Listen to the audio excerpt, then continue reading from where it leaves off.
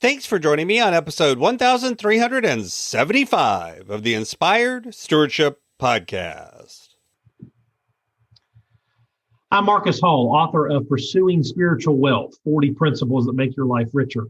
I challenge you to invest in yourself, invest in others, develop your influence, and impact the world by using your time, your talent, and your treasures to live out your calling. Having the ability to recognize you are a manager and not an owner is key. And one way to be inspired to do that is to listen to this, the Inspired Stewardship Podcast with my friend Scott Mader.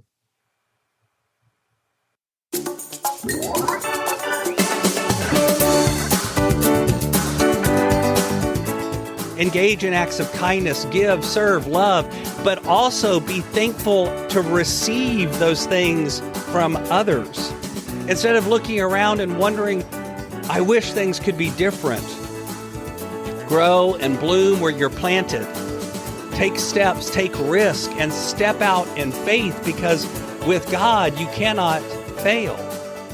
Welcome, and thank you for joining us on the Inspired Stewardship Podcast.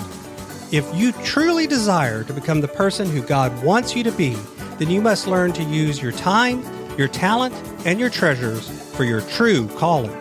In the Inspired Stewardship Podcast, you will learn to invest in yourself, invest in others, and develop your influence so that you can impact the world.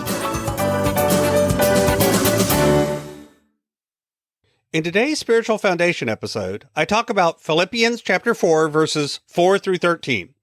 I share how we are supposed to show our faith by our joy.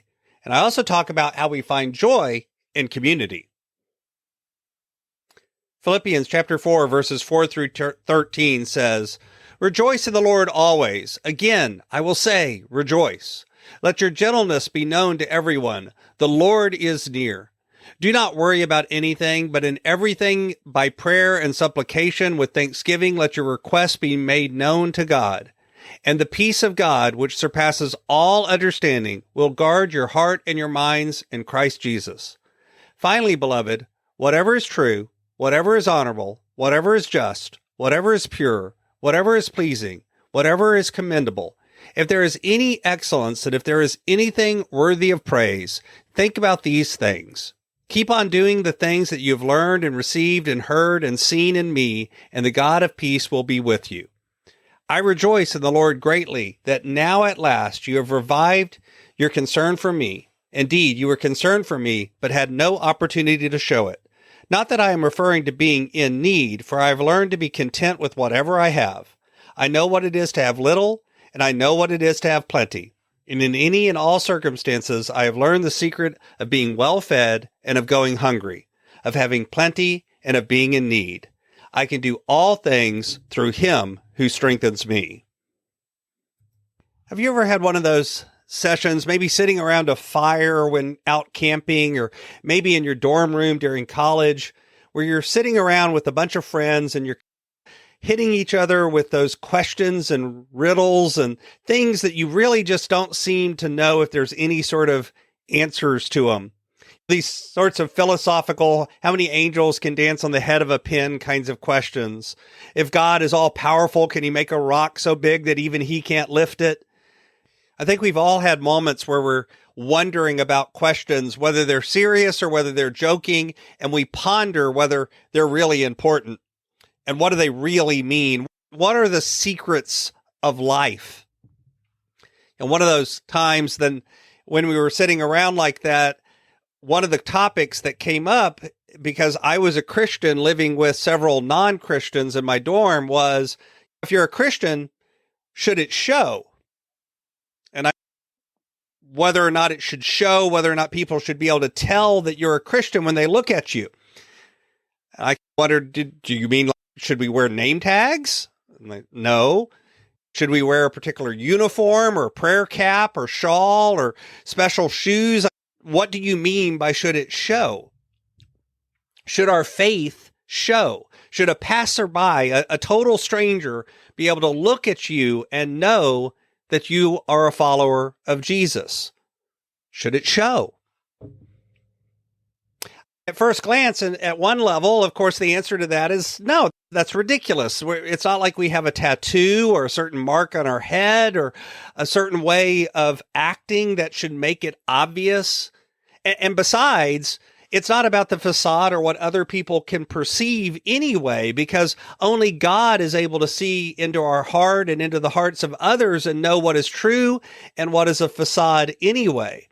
I think that's one of the reasons that Jesus warns us against being judgmental of others, which we're natural to do. We're quick to decide who's in, who's out, who fits, who doesn't, who believes, who doesn't. What are the real Christians versus the other people? We make that mistake because we don't have the vision of God. And I've talked about that before on previous episodes. We don't know what core beliefs or defining experiences have shaped the person that we're attempting to judge. We don't know where they're coming from. We don't know where they're going to. And so all of that sort of judgment is better left to God. We're not in the business of judging. We're supposed to be in the business of invitation, inclusion, instruction, companionship, walking with other people, and being grateful and joyous together as we learn together where everyone is welcome. But on the other hand, we also know that faith is not simply a head thing. It's not just what goes on in our head or in our intellect. It's beliefs. It's things that we see and hold true. And oftentimes, sometimes there's debate and argument and discussion about what things are true. But faith is also a way of living. It's a way of showing up in the world. It's a way of being. And in that sense, that question of should people be able to tell that you're a Christian maybe isn't so nonsensical after all. Should it show? Yeah, it should. If your faith is deep and real, it should be shown in the world in what you do and what you say. Should be shown in the choices you make and the priorities you set. It should be shown in your habits. It should be shown by attendance at worship. It should be shown by what you do in private. And all of that is true. But it shouldn't just be shown because of our faith. It should be shown as something that's in us that comes out of us so that others can see it as well. It should be seen as a true joy and gratitude that shows up. We should be living as ones who live thankfully, who live gratefully, who live aware of what others have done and are doing for us. We should be ultimately aware of our own privileges, our own blessings. Not only the blessings that we treat as blessings, but the blessings that we don't even recognize as blessings. We should acknowledge the debt and that relationship, that connection, that being with that we have with others, even the others that we don't see. Gratitude and joy should be shown to everyone as we live and as we move and have our being, not as this begrudging gratefulness that kind of happened when you were a little kid and somebody did something for you and your parent would lean down to you and say, "So what do you say?" But rather is a gratitude that just spills out of you at the wonder of being alive in this world. Gratitude and joy are deeply into us. If you think about Paul and listing the fruits of the Spirit, he talks about love, but joy is the second listed fruit. They're all connected to each other too. I believe that love and joy and the rest of them are all aspects of one underlying thing. Paul seems to be big on joy. If you look at this Philippians passage, scholars think that this may have been made up over time from a lot of different sayings of Paul's. Now, maybe it was written down at one time, maybe it wasn't. It really doesn't matter. But these collections seem to be almost a collection of sayings about joy.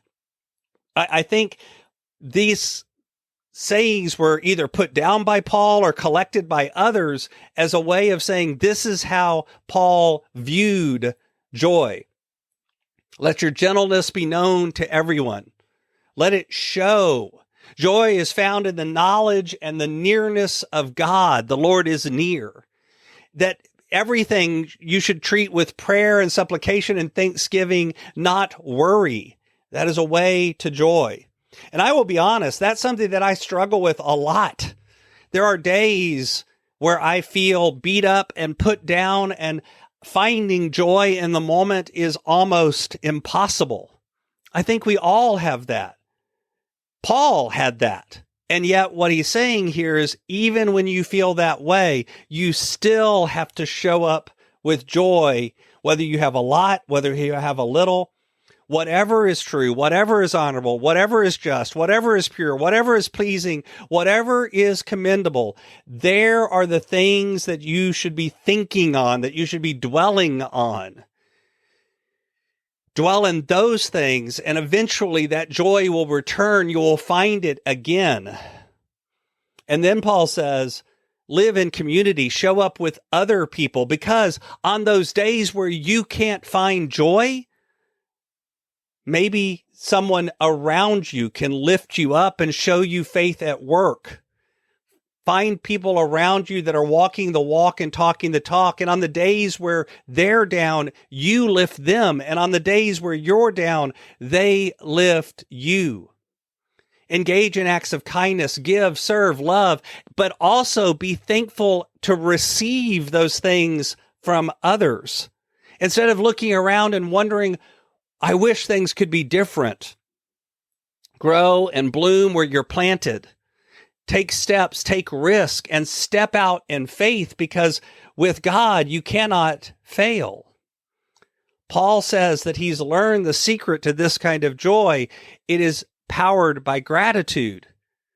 This grateful joy comes from that relationship that we have with God and with other people who are also lifted up in that same joyful moment.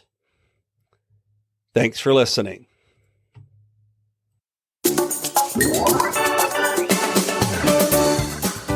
Thanks so much for listening to the Inspired Stewardship podcast. As a subscriber and listener, we challenge you to not just sit back and passively listen, but act on what you've heard and find a way to live your calling. If you enjoyed this episode, do me a favor. Go over to facebook.com/inspired stewardship and like our Facebook page and mark it that you'd like to get notifications from us so that we can connect with you on Facebook and make sure that we're serving you to the best of our abilities with time and tips there. Until next time, invest your time, your talent, and your treasures. Develop your influence and impact the world.